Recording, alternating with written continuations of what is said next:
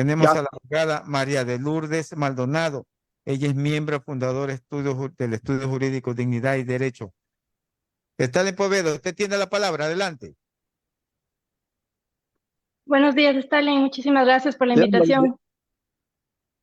bien, buenos días. ¿Cómo está usted, abogado? Bien, muchísimas La lucha gracias. de Paola Román. Bienvenida. La lucha de Paola Román. Es impresionante que hoy tengamos que discutir que si la muerte debe tener o debe ser digna, cuando debemos hablar siempre de la vida. Pero en las condiciones que se encuentra Paola Román, ella demanda tener una muerte digna, ¿no? Y que demanda que se conozca, que se reconozca este derecho. La vida le corresponde a ella y reclama este derecho. Y para esto se han hecho recursos y demandas ante la Corte Constitucional. Entiendo que ayer escucharon los miembros de la Corte Constitucional el relato de la forma de vida, del dolor a la que está expuesta Paula Román por esta enfermedad. Desde su perspectiva de defensa de este derecho, de esta demanda, de este requerimiento, ¿qué avance tiene primero la conciencia pública respecto al tema y segundo la conciencia constitucional, que eso es la que tiene que tener un pronunciamiento respecto a lo que demanda Paola Roldán? Buenos días y bienvenido. Muchas gracias, Stalin. A ver, primero, evidentemente, el caso de Paola Roldán nos ha conmovido a todos los ecuatorianos. Realmente ha puesto en evidencia, y eso es algo que realmente tenemos que todos trabajar en el profundo sufrimiento de las personas que padecen enfermedades terminales. Sin embargo, creo que existe una confusión en cuanto a los conceptos de lo que es la eutanasia, de los favores que se puede obtener por un recurso tan extremo como es quitar la vida a una persona y otras medidas que eventualmente pueden ayudar de una mejor manera a quienes como Paola sufren una enfermedad terminal. ¿Qué quiero decir con esto? Y si me permite aclarar un poco los Sí, conceptos. ¿cómo no? La demanda que se ha propuesto en la Corte Constitucional lo que pretende es, como usted bien dice, por un lado, que se reconozca a la eutanasia como un derecho constitucional, como un derecho humano, lo cual no procede por razones jurídicas, pero luego también por un estudio realmente de lo que significa la eutanasia. Y por Ajá. otro lado, que se despenalice, es decir, que se dejen de sancionar con penas privativas de la libertad a quienes ayudan a los pacientes, en este caso en fase terminal, a quitarse la vida. Ya, Pero eso en este momento está penalizado. Quien ayude, no ¿cómo es? A quitarse la vida a una persona que está en una etapa terminal de esta enfermedad. Sí, relativamente, y ahí es donde hay el problema, por eso quiero un poco hablar de los conceptos. cómo ¿Qué es no. la eutanasia? ¿Qué es lo que está sancionado desde el punto de vista jurídico, desde la ética e incluso para quienes creen desde la parte religiosa? La eutanasia significa, básicamente, y le voy a decir con palabras muy sencillas, aplicarle al enfermo, por ejemplo, una inyección letal o darle medicinas que acaben con la vida de la persona. Ajá. Eh, También significa privarle a la persona de los cuidados mínimos que la persona necesita, eh, como son la alimentación, la hidratación y la limpieza, que usted bien sabe que son cuidados básicos necesarios. Así es. Tanto el inyectarle, como le digo, la inyección letal, o privarle de alimentación, hidratación o limpieza, le pueden conducir a una persona a morir, y eso es eutanasia. No Ujú. es eutanasia, por ejemplo, el que eh, en determinadas circunstancias se le quite el apoyo, por ejemplo, para facilitar la respiración a un paciente que ya no puede por sí mismo respirar. Evidentemente, no estamos hablando de quitarle de una vez por ejemplo, un ventilador, sino obviamente existen procedimientos médicos para hacerlos en las mejores circunstancias, siempre precautelando y evitando el sufrimiento del paciente. Entonces, O sea, ese es una concepto es súper muerte, importante. es una muerte asistida, entonces. A ver, se habla de muerte asistida en Ujú. el caso de la eutanasia. Sí. En el caso que yo le menciono, no es una muerte asistida, lo que se permite es que haya una muerte natural y lo que se deja es de prolongar a través de estas Ah, perfecto. herramientas el sufrimiento y obviamente se evita que se muera cuando ya no existe posibilidades de curar. Ya, Entonces, entonces, en definitiva, es desconectarla de los instrumentos artificiales que tiene para terminar con la vida. exacto, eso no es lo que pide Paola, como le No. digo, lo que ella pide es que se le permita, no sé si inyectarle la inyección letal o facilitarle medicación para que se muera. Eso para mí y para cualquier persona significa privarle de la vida, es decir, matarle a la persona. Lo que está permitido es quitarle todas aquellas cosas que pueden eh, prolongar injustificadamente el sufrimiento y que evitan que la muerte llegue de manera natural. Eso sí se lo puede hacer, como le digo, desde la ética, de lo jurídico e incluso desde cualquier tipo de creencia religiosa, porque lo que se está haciendo es dejando que la muerte llegue naturalmente. Entonces, es súper importante, como le digo, distinguir los conceptos. Además, también el paciente, de acuerdo a la legislación ecuatoriana, tiene derecho, o sea, es un derecho para el paciente el renunciar a aquellas terapias que prolonguen injustificadamente su sufrimiento y no le garanticen una cura. Entonces, el paciente puede oponerse a estas conductas que se conocen como distanancia o ensañamiento terapéutico. Entonces, ¿qué es lo que está prohibido desde la ética, desde lo jurídico? Es justamente la eutanasia, que implica matar a un ser humano por un lado, y por otro lado, el practicarle a los pacientes procedimientos médicos que no les van a curar y que lo único que van a hacer es prolongar, digamos, su vida artificialmente. Está claro lo que está prohibido. Ahora, ¿qué es lo que demanda Paula? Paola pretende, y eso es lo grave aquí, que se reconozca el derecho para que le quiten la vida a pacientes en fase terminal. Y eso es un poquito también un tema que quiero traer a conocer.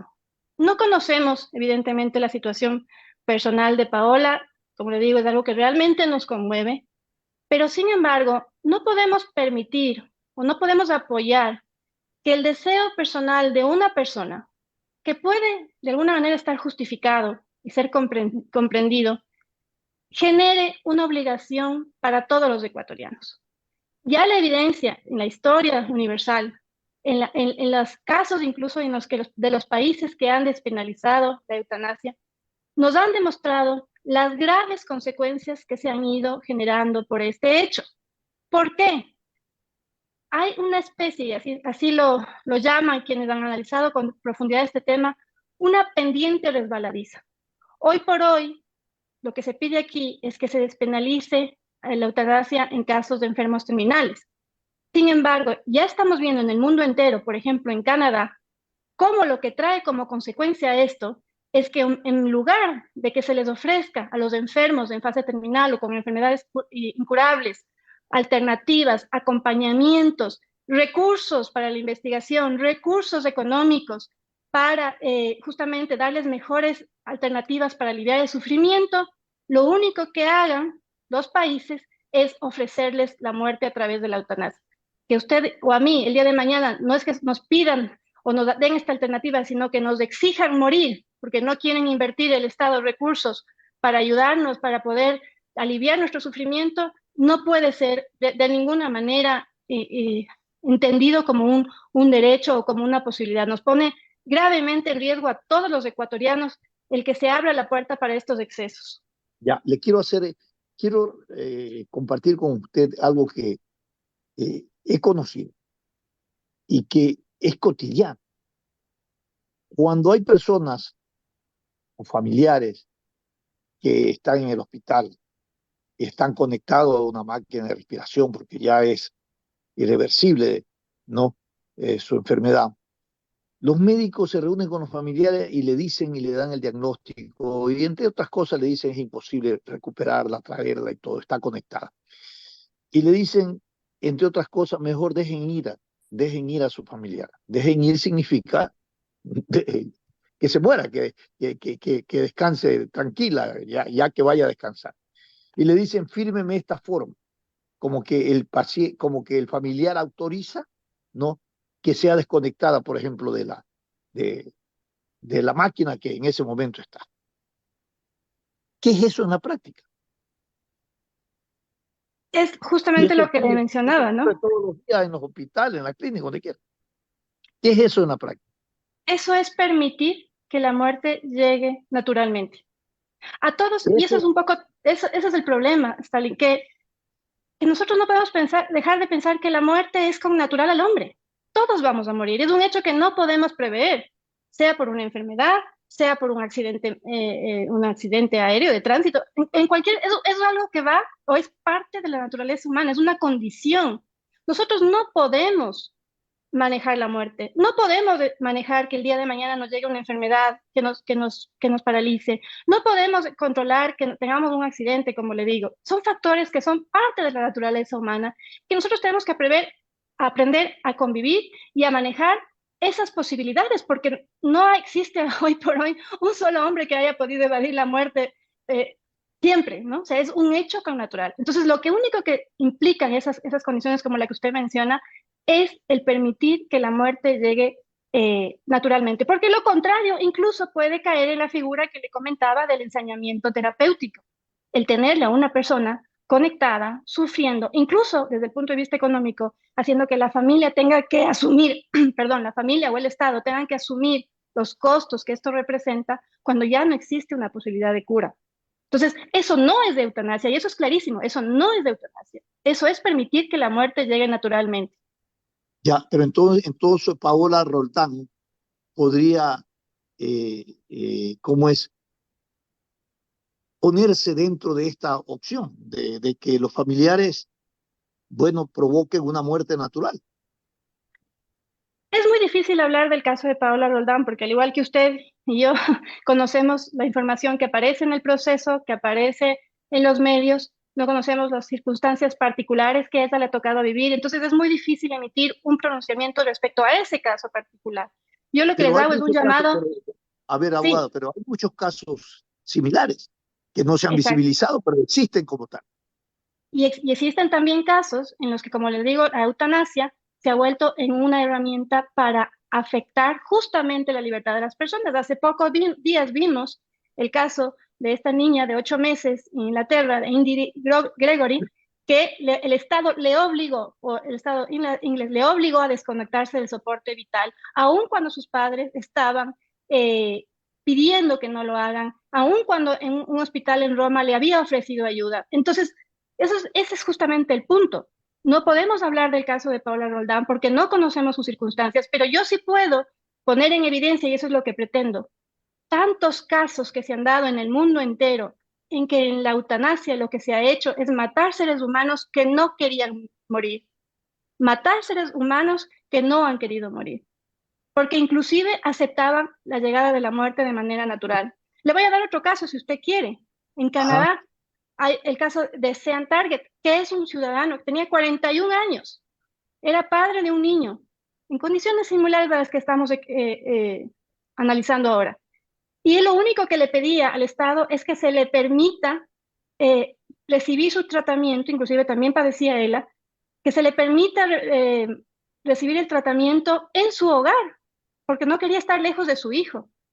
Y el Estado le dijo, no, yo te puedo pagar determinadas horas de asistencia, pero no te puedo hacer eso. La alternativa que yo te doy es que te practiques un suicidio asistido. ¿Queremos llegar a ese punto en el que el Estado nos diga que no nos quiere ayudar o que no nos puede ayudar porque más económico es ponernos una inyección letal?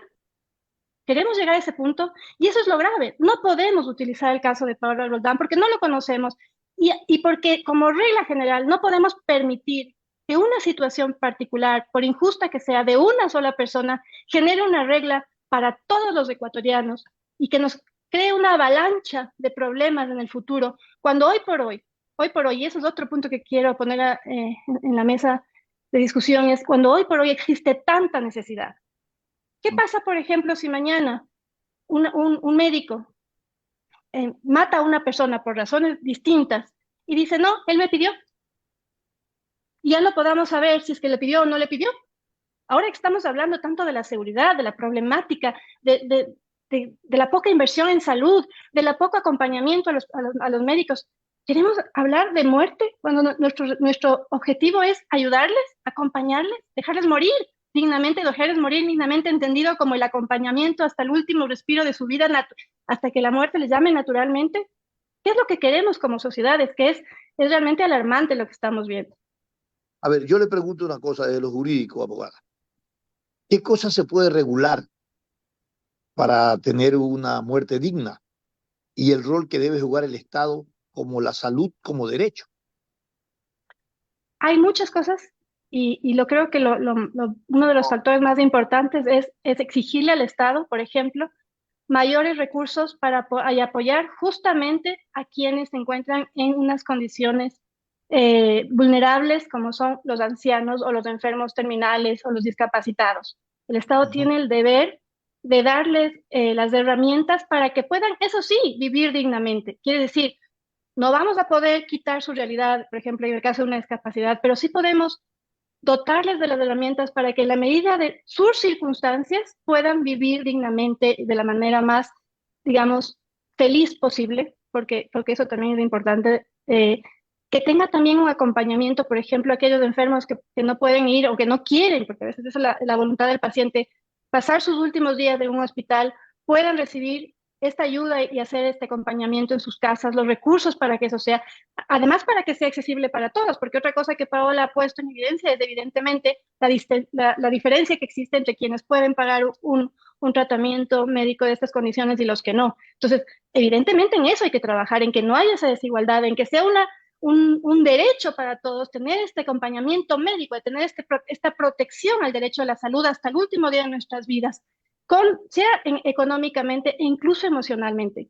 Muchos de estos casos, muchos de los casos en los que se pide eutanasia es por un profundo sufrimiento psicológico. La depresión es uno de los mayores factores que forzan a las personas a pedir una muerte asistida. Entonces, si ahí está el problema, si ya sabemos dónde tenemos que trabajar, pues démosles a los enfermos incurables, a los que sufren una discapacidad, un acompañamiento psicológico para que puedan llevar su dolor. Invirtamos en la investigación y en la creación de cuidados paliativos, que también son herramientas excelentes para aliviar el dolor de estas personas, tomando en cuenta que ya incluso existen procedimientos que alivian hasta más del 95% del dolor que se generan en estos casos. También podemos, y eso es importante, acompañar a las familias.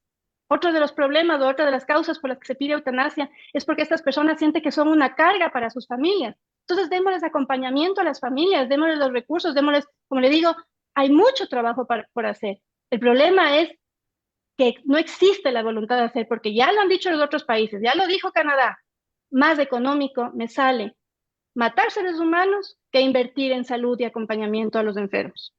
No dejemos esto en manos del Estado. Impresionante, ¿no? Estos dilemas, la vida en función de la garantía que deben de dar los estados al derecho a la salud, ¿no? Inmerso en una decisión. Ahora, ¿cómo conciliar desde el punto de vista jurídico el tema ético, el tema religioso y el tema jurídico para encontrar una salida realmente digna, ¿no? A este evento, a esta situación? Aunque no lo crea, la solución ya existe. Como le digo, A ver, tenemos que ¿cuál es la seguir solución? sancionando el delito de homicidio, es decir, cuando se facilita o se promueve quitar la vida a una persona, pero también tenemos que sancionar, y ahí quizás sí hay algo que se pueda hacer, es fortalecer medidas de investigación y de sanción de conductas que lo único que pretendan es, por ejemplo, prolongar la vida de las personas que sufren, que se llama ensañamiento terapéutico. Ahí, por ejemplo, podríamos pensar en algún tipo de sanción para evitar que los médicos, a veces incluso por intereses económicos, eh, forcen a estas personas a sufrir por un tiempo mayor al que deberían y permitir que su muerte llegue naturalmente. Entonces, estas dos conductas tienen que estar sancionadas y tal vez reforzada, como le digo, el enseñamiento terapéutico. Lo que sí tenemos, y es muy importante, es que difundir, la gente tiene que saber que cuando no le quita, como usted dice, un apoyo para respirar, cuando el organismo ya no lo puede hacer por sí mismo, existe primero los cuidados para que esto no sea algo dramático en el sentido de que sea algo fuerte y que no lo pueda controlar. Estos tienen su respectiva con procedimientos médicos para acompañar y que eso es posible y que eso no significa matar a una persona, sino significa acompañarle y permitir que la muerte llegue naturalmente. Entonces, creo que hay que trabajar en educación, creo que hay que reforzar aquellas conductas que sí suponen una vulneración de los derechos. Y hay un tema que se me está quedando fuera que también es importante, el tema de los médicos. Les estamos imponiendo, al abrir la posibilidad de la eutanasia, estamos imponiendo a los médicos más cargas, porque a la hora de la verdad, cuando exista un juicio, como ya ha existido en algunos países, por una eutanasia mal practicada o porque no se le ha permitido a alguien ejercer su derecho a oponerse a la práctica de una eutanasia, ¿quién cree usted que son los que llevan la carga? ¿Contra quién se dirigen las acciones? Contra los médicos. Siempre estas personas que han dedicado su vida y que han trabajado para hacer todo lo posible para sanar y acompañar a los enfermos, y cuando no es posible sanar, simplemente acompañar y cuidar de ellos hasta el último día, al final del día pueden terminar convirtiéndose en unas personas perseguidas por la justicia, por hacer aquello para lo que fueron, digamos, educados o su vocación, como le digo, de salvar o en la medida de los casos, cuidar y acompañar a los enfermos. Es muy delicado, realmente se puede criminalizar la profesión, evidentemente, en el afán de ayudar. Al final, mientras se aclara que hubo una asistencia adecuada o no hubo, imagínense usted en qué situación queda un médico. Sí, sí, sí. Y eso también es poner en indefección en función también de cuidar sus derechos, ¿no es cierto? De cuidar también su profesión. Y esto pues realmente pone en duda la eficacia. Entonces hay que regular algunos aspectos para poder tomar una decisión. Yo creo que desde su punto de vista, por lo que observo, lo que usted plantea es que esto se regule, ¿no? Antes que se tenga un pronunciamiento de que se legalice el tema de la eutanasia. Sí, sí, sí. O sea, yo creo que si algo ha servido este caso es para alertarnos a nosotros sobre eh, cómo sufren y la falta de acompañamiento que tienen los enfermos que sufren enfermedades incurables. Ahí es donde tenemos todos que mover la conciencia y trabajar y promover y exigir del Estado unas mejores políticas de acompañamiento a los enfermos. Pero de ninguna manera, esta historia, que seguramente es la de muchas otras personas, puede abrir la puerta para permitir que el Estado o cualquier persona le prive de la vida a otra persona injustificadamente. Y más aún, desconociendo, y ahí sí la parte jurídica, que nuestra Constitución recoge y garantiza el derecho a la vida. El derecho a la vida es el Perfecto. supuesto o el precedente para todos los derechos. Bien, abogada, ha habido un esclarecimiento claro desde el punto de vista jurídico, también los aspectos éticos y religiosos juegan mucho en una determinación. Vamos a ver cuál es el pronunciamiento de la Corte Constitucional. Hay un análisis, hay un enfoque claro como lo que usted está planteando, que deben de ser tomados en cuenta. Gracias por haber estado con nosotros y haber analizado ese tema que realmente ha concitado el interés de la opinión pública, porque es un tema relacionado a la vida. Gracias por haber estado con nosotros.